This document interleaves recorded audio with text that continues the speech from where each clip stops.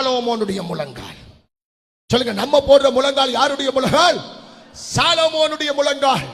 எலியா போட்ட முழங்கால் நெற்றி தரையில படுகிற முழங்கால். அல்லேலூயா. நெற்றி முழங்கால்ல படுகிற அளவுக்கு முழங்கால் போட்டு எழும்பினான்.